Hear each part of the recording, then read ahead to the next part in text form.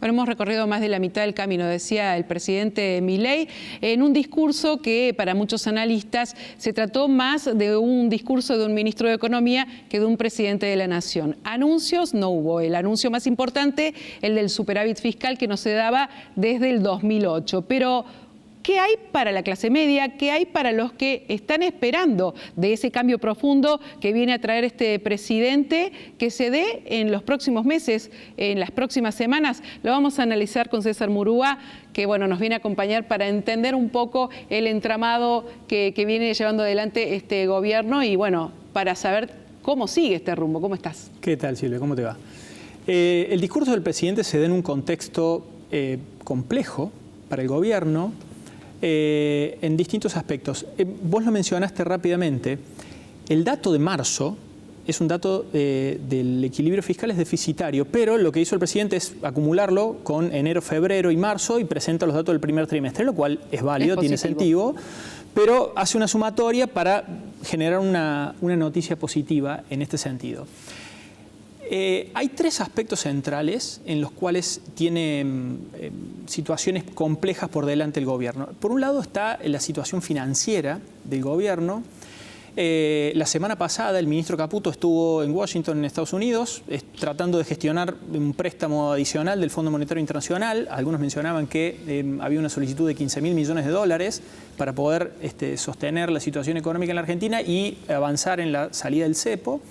El Fondo Monetario Internacional lo recibió a Caputo con el eslogan de Milei, no hay plata. Le dijeron que no había la posibilidad de que se diera ese desembolso. El segundo elemento tiene que ver con la sostenibilidad de este resultado que planteó el presidente anoche. Son innumerables las voces que señalan la dificultad de sostener en el tiempo un ajuste de esta magnitud, que está basado esencialmente en los efectos recesivos que tiene este ajuste económico y al mismo tiempo buscar que ese ajuste y esa recesión sean la explicación de la caída de la inflación. Lo que estamos viendo, en definitiva, es está bajando la inflación, pero a costo de un ajuste fiscal muy duro para la sociedad en general y que está teniendo un impacto en la actividad económica. Esto es equiparable a la situación de lo que se dio, por ejemplo, en el kirchnerismo. En el kirchnerismo, cuando se sostenían los niveles de consumo y de actividad económica, había voces de advertencia que decían, cuidado que eso no es sostenible en el tiempo, si ese crecimiento económico y esos niveles de consumo se sostienen a fuerza de gasto público, subsidios, déficit y emisión monetaria, que fueron los que nos llevaron a la situación de la inflación. Ahora estamos teniendo una contracara igual de insostenible en términos de tratar de resolver el problema de la inflación con recesión económica. Entonces ahí está teniendo un problema. Y el tercer inconveniente que está teniendo el presidente, y probablemente ese es el motivo del momento en el cual él hace el anuncio, el día antes de la marcha, que era una marcha bastante anunciada, tiene que ver con una degradación paulatina del apoyo, de la base de apoyo al presidente en la clase media.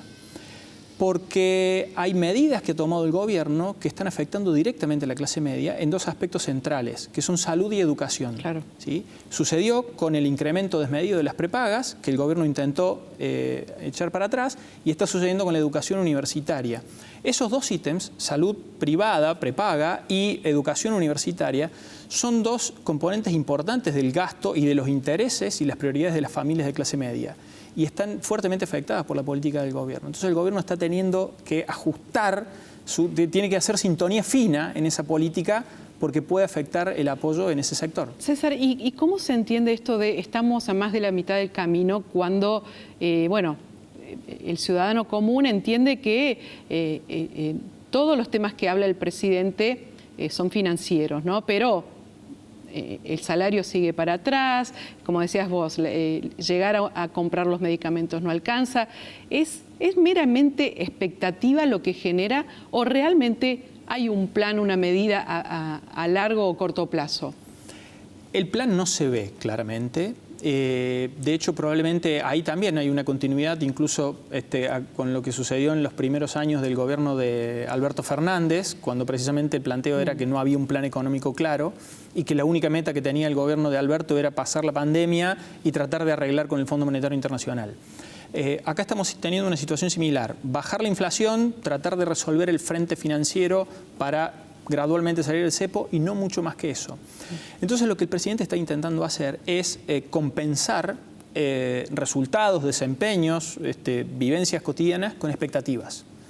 Entonces, ya lo hemos visto en los últimos meses llevar adelante esa estrategia. Claramente el presidente tiene una capacidad de instalación de temas en la agenda insuperable. Ningún otro dirigente político en la Argentina hoy tiene la capacidad que tiene el presidente para instalar temas en la agenda. Entonces utiliza esa herramienta, claramente.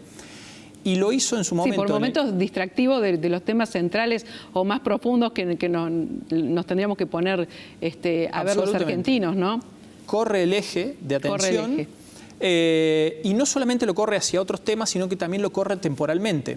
En el momento del enfrentamiento más duro que tuvo con los gobernadores, llevó adelante una propuesta de distensión, recordemos el 1 de marzo en la apertura de sesiones del Congreso, y dijo, bueno, vamos a firmar un pacto en mayo. ¿Sí? Entonces, corrió el eje temporal, centró la expectativa en fines de mayo. Hoy por hoy de ese pacto de mayo sabemos poco y nada, ni siquiera sabemos dónde va a ser. Sí. Sabemos que viene a Córdoba, pero no sabemos dónde. Todavía creo que ni el gobernador sabe dónde va a ser. Y más allá de dónde va a ser, es el contenido. Al parecer, si llega a firmarse algo más allá de esos 10 puntos que planteó el presidente, va a ser algo establecido por la presidencia y no pactado con los gobernadores, lo cual le quita un criterio de apertura y participación a todos. Justamente, César, lo que pretende Milei es que esta semana empiece ya de una vez a debatirse la ley de bases y llegar al 25 de mayo con la ley de bases aprobadas. ¿Qué puede pasar? Las señales las estamos viendo. El gobierno sigue cediendo en algunos puntos en el proyecto de la ley bases que ya llegó reducida en relación a la propuesta inicial presentada en una primera instancia por el gobierno y hubo un achicamiento del contenido de esa ley, hubo capítulos que se dejaron por fuera y al mismo tiempo, hoy por hoy, en el debate legislativo hay negociaciones en las cuales el gobierno sigue cediendo. Necesita imperiosamente la aprobación de esa ley. Entonces, está intentando hacer hoy lo que no hizo en la primera instancia en febrero. Porque esa ley además tiene las facultades que le está requiriendo al Congreso, ¿no? Un Congreso con el que se vive enfrentando permanentemente, confrontando, no solamente con los políticos, ¿no? Es decir que, bueno, si ¿se espera un cambio de actitud? No.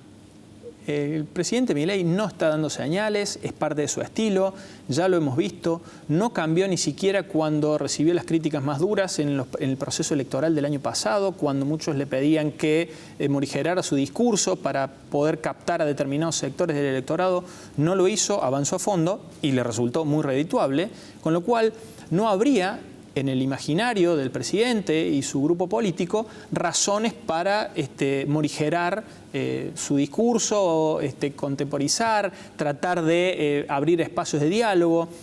Claramente las señales que está dando el presidente, no solamente desde lo discursivo, también desde lo visual y lo estético, lo vimos en ese discurso de anoche, es seguir profundizando con su estilo, con su mensaje y con su agenda circunscripta a los temas fiscales y apuntar a la inflación como único enemigo. En el camino irá viendo qué sucede. Gracias, César. A ustedes. Seguimos.